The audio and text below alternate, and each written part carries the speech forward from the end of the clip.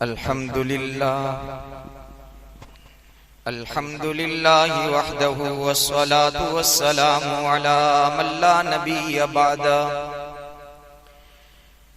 अम्मा बादु फ़अऊज़ु बिल्लाहि मिनश शैतानिर रजीम। बिस्मिल्लाहिर रहमानिर रहीम।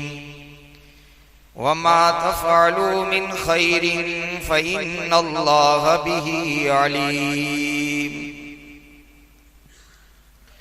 वक़ाल अल्लाहु तआला वमा तफ़अलू मिन खैरिन यअलमुहुल्लाह। वक़ाल अल्लाहु तबारक व तआला फमन यअमल मिस्क़ाल ज़र्रतिन खैरन यरा वमन यअमल मिस्क़ाल ज़र्रतिन शर्रन यरा।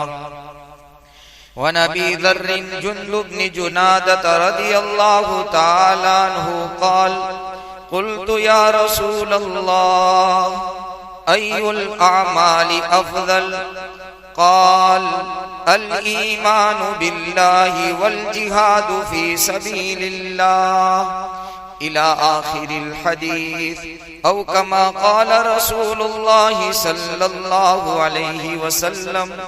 दुरूद शरीफ पढ़ लो। या रब्बि सल्ली व सल्लिम दाइमन अबदा अला हबीबिका खैरिल खल्क़ि कुल्लिहिम। काबिल एहतराम हजरात, सामीन किराम, बुजुर्गों, अजीजों, दीनी भाइयों, पिछले जुमा में, पिछले बुध के दिन दरसे हदीस की मजलिस में आप हजरात की खिदमत में ये बात अर्ज की थी कि अल्लाह की जमीन पर हमारे दिन आहिस्ता आहिस्ता कम हो रहे हैं। जमीन के ऊपर जितने दिन हमें गुजारने हैं उससे कई गुना ज्यादा दिन जमीन के नीचे गुजारने हैं। फिर उसके बाद हमें अल्लाह के सामने खड़े होना है। अपने जिंदगी के एक एक सांस का हिसाब देना है। एक दिन नहीं, एक रात नहीं, एक मिनट नहीं, एक एक सांस। इसलिए उलमा फरमाते हैं कि जिंदगी के दिन जो जो गुजरते चले जाएं, इसी तरह से मेरी और आपकी जिंदगी के अंदर नेकियों का शौक, आखिरत का ज़ौक़, अल्लाह के सामने हिसाब की याद दहानी ज्यादा से ज्यादा होती चली जाए। ये हमारे और आपके हक में बेहतर है। अल्लाह हमें नसीब फरमा दे। नबी करीम सल्लल्लाहु अलैहि वसल्लम की जिंदगी ये बता रही है कि जब इदा जा नस्रुल्लाहि वल फतह सूरह नस्र नाजिल हुई, सूरह फतह नस्र नाजिल हुई, माइशा सिद्दीका रज़ी अल्लाहु ताला अन्हा फरमाती हैं कि आपकी नेकियों में इजाफा हो गया। क्यों? इसलिए कि इस सूरत मुबारका के अंदर अल्लाह सुब्हानहु व तआला ने आपको इशारा फरमा दिया था कि मेरे हबीब जिस काम के लिए आपको भेजा गया था वो काम पूरा हो गया है। अब काम पूरा होने के बाद अब दुनिया में रहने के दिन तुम्हारे खत्म हो चुके हैं। अब मेरी मुलाकात के लिए आपको आना है। इसीलिए सीरत के मुताले से और उलमा की किताबों के पढ़ने से पता चलता है कि अल्लाह के नबी अलैहिस्सलातु वस्सलाम पर वही का जो सिलसिला गारे हीरा में 40 साल की उम्र में शुरू हुआ था और इक़रा बिस्मि रब्बिकल लज़ी खलक वाली 5 आयतें उतरी थी, वो वही का सिलसिला शुरू होने के बाद फिर 3 साल तक वही बंद रही, मुनक़ते हो गई। 3 साल फिर वही अल्लाह की नहीं आई। फिर अल्लाह ने वही का सिलसिला शुरू फरमाया। लेकिन आपकी जिंदगी के आखिरी जो साल चल रहे थे उसमें अगले सालों के मुकाबले में ज्यादा अल्लाह ने वही नाजिल फरमाई। क्यों? अल्लाह सुब्हानहु व तआला बताना चाह रहे थे मेरे हबीब अब आपकी मुलाकात के दिन बहुत करीब आ रहे हैं। इसलिए उलमा ने लिखा है कि मुझको और आपको भी ये मजमून मुझे जब पिछले बूथ को शुरू करना था, इत्तिफाक समझ लो, एक मसला पेश आया तो मौलाना इब्राहिम साहब की जुबान पर ये लफ्ज था, हम पानी पी रहे थे, मौलाना अब इस आखिरी उम्र में कुछ नेकियां हो जावे तो बहुत अच्छा है। मैंने कहा मौलाना यही मैंने किताब में मजमून देखा है और मुझे ये शुरू करना है। इत्तिफाक समझ। अब सवाल ये पैदा होता है कि नेकियों का रास्ता कौन सा है।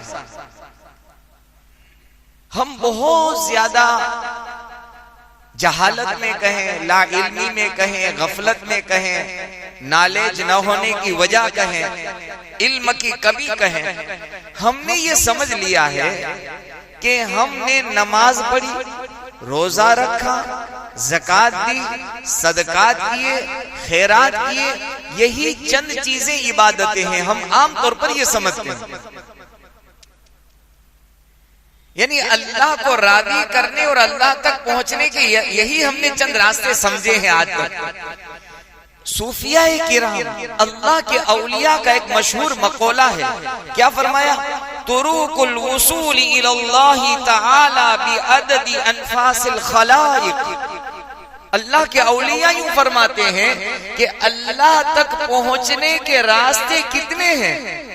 10, 20, 100, 1000, 10,000, लाख, 10 लाख, करोड़, 10 करोड़, अबज, 10 अजब, अबज, बिलियन, मिलियन, ट्रिलियन। नहीं, अल्लाह के औलिया यूं फरमाते हैं कि अल्लाह तक पहुंचने के रास्ते अल्लाह ने इतने रखे हैं जितने के इंसानों के सांस, बल्कि इंसान नहीं, जितनी अल्लाह की मखलूक है उस मखलूक के सांस के बकदर अल्लाह ने अल्लाह तक पहुंचने के रास्ते अल्लाह ने रखे। कोई हिसाब लगा सकता है? अल्लाह की मखलूक कह रहा हूं, इंसान नहीं। उलमा ने लिखा है तकरीबन 14,000 मखलूकात है अल्लाह की, यानी वो तो किस्म है, जैसे कहते हैं ना कौवा है या कबूतर है या बिल्ली है, जो कुछ, ये तो किस्म कह रहा हूं। और उसके अंदर जितनी उसकी नस्लें, अल्लाह तक पहुंचने के रास्ते इतने सारे अल्लाह ने रखे हैं। अल्लाह की कसम, अल्लाह का एहसान है, हम मुसलमान हैं। इससे बड़ा ज्यादा एहसान अल्लाह का क्या हो सकता है कि अल्लाह ने अल्लाह तक पहुंचने के लिए मेरे और आपके लिए इतने रास्ते अल्लाह ने खोल दिए। मेरे बंदे, मेरी रजा के रास्ते बहुत हैं। इसीलिए मैंने चंद आयतें पढ़ी। अल्लाह फरमाते हैं वमा तफअलु मिन खैरिन फइन्नल्लाह बिही अलीम। तुम जो भी खैर का, भलाई का, नेकी का, अल्लाह को राजी करने का अमल करते हो, अल्लाह बहुत जानता है। और एक जगह अल्लाह क्या फरमाते हैं? फमन यामल मिस्काल ज़र्रतिन खैरन यरा। जो एक जर्रा बराबर नेकी लेकर आएगा वो अपनी आंखों से उसे देख लेगा। जर्रतुन किसको कहते हैं अरबी में?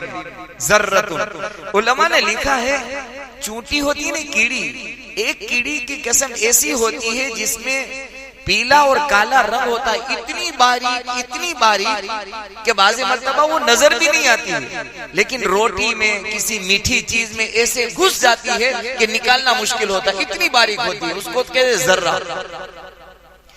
बाज़े उलमा ने जर्रतुन की तफसील ये की है कि जैसे जब खिड़की में से धूप आती है और धूप की शुआएं आती है, आप दूर से देखना उसमें कुछ जर्रात उड़ते नजर आएंगे। अगर आप इसको पकड़ना चाहो तो पकड़ नहीं सकते। अल्लाह फरमाते हैं मेरे बंदे, इतना तेरा छोटा अमल भी मैं देख रहा हूं। इसलिए बाज़े लोगों ने यूं लिखा है, उलमा ने लिखा है कि एक आदमी ने सादी रोटी का वजन किया, सादी रोटी, फिर उसको रख दिया, फिर वो मैंने कहा ना छोटी छोटी चूटियां बारीक बारीक वो रोटी में लग गई, पूरी रोटी इन चूटियों से भर गई। फिर वजन किया तो उसके वजन में कोई फर्क नहीं आया, कोई फर्क नहीं आया। पता ये चला इतनी बारीक और इतनी कम वजन, कम हैसियत चीज अल्लाह उसे भी देख रहा है। इसीलिए उलमा ने लिखा है किसी छोटे अमल को छोटा न समझो और किसी बड़े अमल को बड़ा न समझो। छोटा भी अल्लाह के यहाँ बड़ा है, और बड़ा भी अगर अल्लाह को पसंद नहीं आया तो छोटा है, बेहैसियत। मैंने रिवायत पढ़ी है, सैयदना अबू ज़र ग़िफ़ारी रज़ी अल्लाह ताला अन्हु एक बहुत बड़े ज़ाहिद आबिद सहाबी हैं। इनका ज़ुहद बहुत मशहूर था। इनका नाम था जुंदुब बिन जुनादा रज़ी अल्लाह ताला अन्हु। ऐसे ज़ाहिद थे, ऐसे तवक्कुल वाले थे, और दुनिया से बेरग़बत ऐसे थे कि उनका ईमान ये था कि अगर मेरे पास दोपहर का खाना है तो शाम का खाना अपने पास नहीं रखते थे। हम तो 2 वक्त का साथ में बना लेते। वो यूं कहते थे कि जो जात, जो खालिक, जो मालिक, जो अल्लाह दोपहर में खिला रहा है वही अल्लाह रात में खिलाएगा।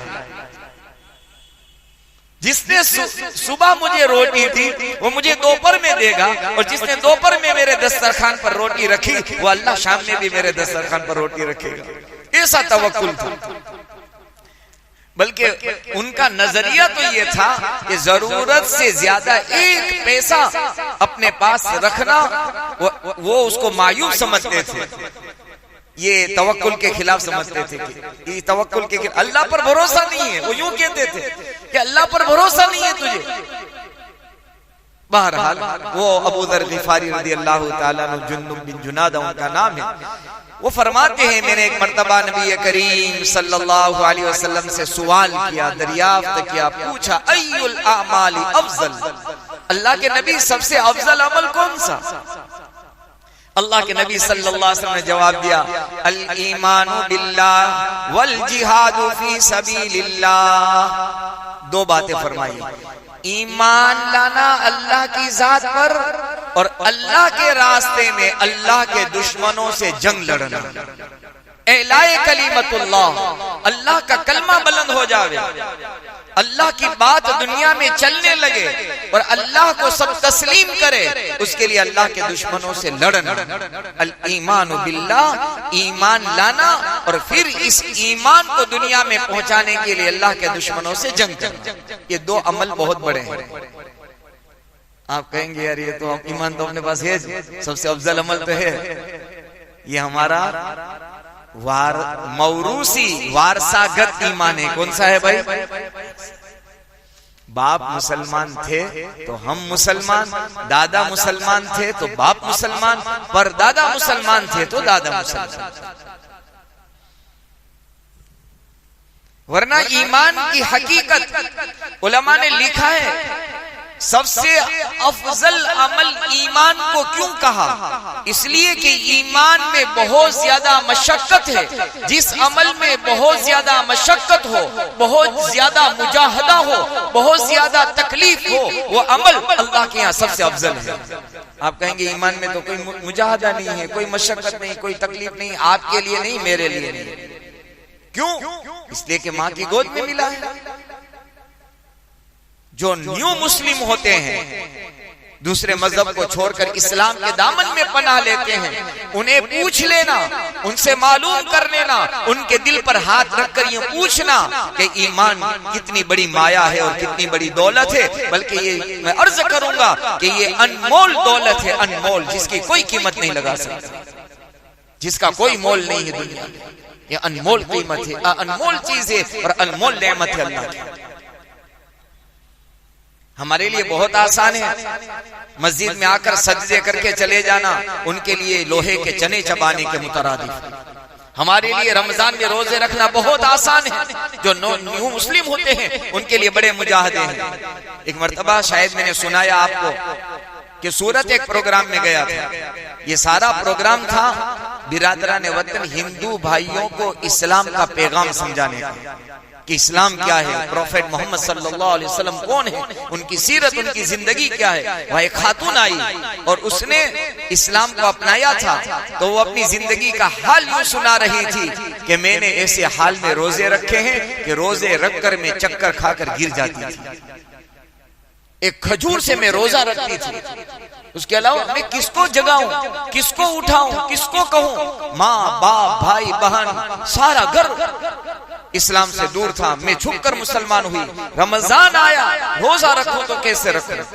का खजूर में अपने पास रख लेती थी, 2-4 पेशियां खाकर, खजूर की 2-4 ये चीजें खाकर, 2-4 खजूर की वो चीजें उठ खाकर, पानी पीकर रोजा रखती थी। खजूर क्या कितनी होती है, 2, 3, 4 खाई, पूरा दिन गुजारना। कहा कि चक्कर आ जाते थे, कभी जोहर में उठती थी, चक्कर आते, बैठकर मैं जोहर की नमाज अदा करती थी छुप छुपा कर। आप कहेंगे मौलाना मैं यहीं का वाकया सुनाऊं, हमारे शहर का एक नौजवान है, एक नहीं 2, पिछले शायद रमजान में वो मुसलमान हुए।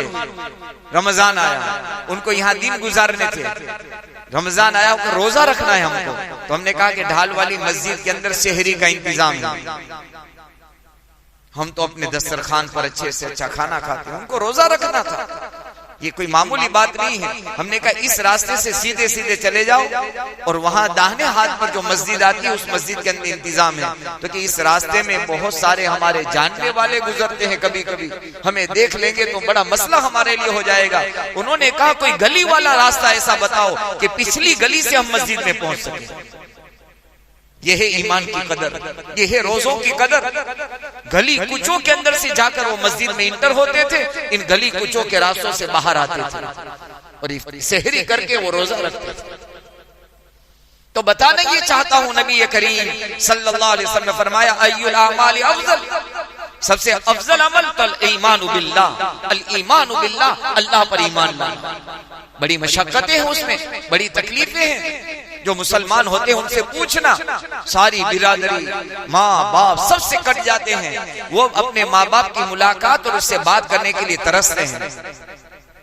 बहरहाल सबसे पहला अमल, इसलिए एक ज़ाब्ता याद रखना, एक कानून याद रखना कि जिस अमल में ज्यादा मशक्कत, ज्यादा तकलीफ, ज्यादा मुजाहदा, वो अमल अल्लाह को बहुत ज्यादा अफजल है। अल्लाह की सर्दी में उठना फजर की नमाज के लिए बहुत मुश्किल, और इसमें यहाँ तो सर्दी पड़ती नहीं, कड़ाके की सर्दी हो तो ठंडे पानी से वुजू करना करोगे, अल्लाह को बहुत पसंद आएगा। अल्लाह आसमानों पर फरिश्तों से फख्र करेगा, सारी दुनिया सो रही है, ये मेरा बंदा चल कर आया, ठंडी में आया, हवाएं चल रही थी, पानी ठंडा और सर्द था, मेरी रजा के लिए मशक्कत और मुजाहदा और तकलीफ उठा रहा है, देखो फरिश्तों ये मेरा बंदा है। अल जिहादु फी सबीलिल्लाह, चूंकि उसमें जान की बाजी लगानी होती है, ये आसान काम नहीं है। हाँ, ये 2 अमल। तो सैयदना अबू ज़र गिफारी रज़ी अल्लाह ताला अन्हु फरमाते हैं, जब नबी करीम सल्लल्लाहु अलैहि वसल्लम से मैंने पूछा तो आपने फरमाया 2 अमल अल्लाह को अफजल है, पसंदीदा है, बहुत बड़ा दर्जा अल्लाह के यहाँ रखते हैं। अबू ज़र गिफारी फरमाते हैं कि मैंने कहा या नबी अल्लाह सल्लल्लाहु अलैहि वसल्लम, उसके बाद अफजल अमल कौन सा? ईमान तो हम लाए और अल्लाह के रास्ते में दुश्मनों से मुकाबला करने की ताकत न हो, हिम्मत न हो, सकत न हो, बहादुरी न हो, तो कौन सा अमल? तो कहा कि गुलाम को आजाद करना। उस जमाने में गुलाम आजाद होते थे, तो कि कौन सा गुलाम कि जो अपने मालिक की नजर में सबसे अफजल हो, सबसे पसंदीदा हो, उम्दा हो, वो गुलाम को आजाद करना। सैयदना अबू ज़र गिफारी रज़ी अल्लाह ताला अन्हु ने फिर पूछा या नबी अल्लाह सल्लल्लाहु अलैहि वसल्लम, ये तीनों काम न कर सकूं, ईमान तो लाया हूं, हिम्मत नहीं है कि मैं अल्लाह के रास्ते में जंग लड़ूं, हिम्मत नहीं है, मेरे पास माल ही नहीं है कि मैं गुलाम आजाद करूं, तो फिर कौन सा अमल है? फिर कौन सा अमल है? अब ध्यान से सुनना, ये करने जैसा काम है, ये जन्नत में ले जाने वाला अमल है, ये अल्लाह की रज़ा को हासिल करने वाला अमल है। अल्लाह के नबी सल्लल्लाहु अलैहि वसल्लम ने फरमाया फकफ्फु शर्रक अनिन्नास, अपने हाथ को इंसानों की बुराई से रोक लेना, अपनी जात से किसी को तकलीफ न दो, ये सबसे अफजल अमल है अल्लाह के नजदीक। कुछ नहीं कर सकते तो ये तो तुम कर सकते हो, तुम्हारी बुराई, तुम्हारा शर, तुम्हारा फितना, तुम्हारा फसाद, तुम्हारी जुबान दराजी, तुम्हारी हाथ दराजी, इनसे इंसान, आपने यूं नहीं कहा कि ईमान वाले, इंसान तेरी बुराई से महफूज हो जावे, बच जावे, ये सबसे अफजल अमल। ये तो हम कर सकते हैं, लेकिन करते नहीं हैं, करते नहीं हैं। मेरी जात से हमने कभी सुबह से शाम तक कभी हमने सोचा आज सुबह से शाम तक पता नहीं मेरी जात से किस को क्या क्या हो गया, कैसी तकलीफें पहुंच गई। मेरी जुबान, मेरी बातें, मेरी हरकत, मेरी नशिश बर्खास्त। इसलिए ये काम है करने का। मैंने कहा ना अल्लाह तक पहुंचने के रास्ते तो के सारी मखलूक के सांसों के बराबर है। इसलिए हदीस से पाक में वाक़या आपने भी सुना है। मैं दो बार वाक़यात मुख्तसर सुनाकर बात को खत्म करता हूँ। नबी करीम, सही बुखारी की रिवायत है, नबी करीम सल्लल्लाहु अलैहि वसल्लम ने फरमाया एक आदमी सफर में जा रहा था, प्यास लगी, ऐसी प्यास लगी कि उसके लिए सांस लेना मुश्किल हो गया, बल्कि यूं कहा जाए जीना मुश्किल हो गया। इधर उधर वो तलाश करता रहा, एक कुआं नजर आया। अब कुआं नजर आया तो पानी खींचने के लिए कोई चीज नहीं थी उसके पास। वो किसी तरह से नीचे उतर गया, नीचे उतरकर पानी से प्यास बुझाई, वापस ऊपर आ गया। वापस आया तो क्या देखता है कि कुत्ता प्यास की वजह से सिसक रहा है, जुबान निकली हुई है। उसने कहा कि जो हाल चंद मिनट पहले मेरा था, ये हाल अल्लाह की मखलूक कुत्ते का हो रहा है। मैं भी सिसक रहा था, जिंदगी बचाने के सांस में ले रहा था, अभी ये कुत्ता ले रहा है। जैसे मैं अपनी जिंदगी बचाने के लिए उतरा, इसके लिए मैं उतर जाऊं।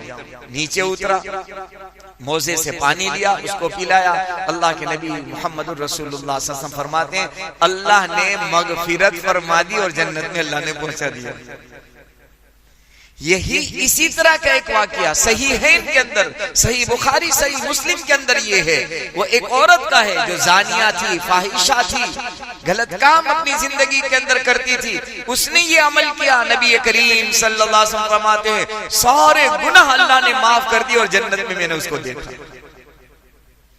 एक और रिवायत सुन लो, सही मुस्लिम की रिवायत है। सैयदना अबू हुरैरा रज़ी अल्लाह तआला अन्हु रावी हैं। एक मर्तबा हम तशरीफ फरमाते हैं, नबी करीम सल्लल्लाहु अलैहि वसल्लम ने फरमाया मैं एक आदमी को देख रहा हूँ जन्नत के अंदर एक दरख्त की वजह से टहल रहा है, एक दरख्त की वजह से।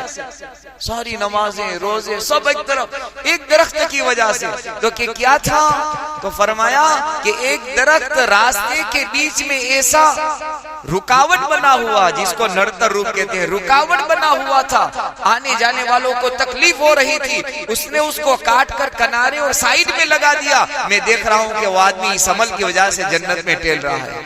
दूसरी रिवायत में इससे आगे का जुमला ये है कि अल्लाह के नबी ने यूं फरमाया कि दरख्त नहीं, दरख्त की एक डाली, एक टहनी लटक रही थी जिससे लोगों को तकलीफ होती थी। उस डाली और टहनी को काट कर किनारे लगा दिया। अल्लाह के हबीब मोहम्मद सल्लल्लाहु अलैहि वसल्लम फरमाते हैं इस टहनी के हटाने की वजह से मैं जन्नत में देख रहा हूं। इसीलिए मैं आपसे गुजारिश करता हूं, कभी मस्जिद में आओ ना, सफ के अंदर कचरा देखो, धीरे से उठा लो उसको। ये आपकी मेरी जिम्मेदारी है। पता नहीं ये अमल अल्लाह को कैसा पसंद आ जाए। मेरे घर को साफ कर रहा है। बहरहाल बातें तो बहुत सारी है और आइंदा मजलिस में करूंगा।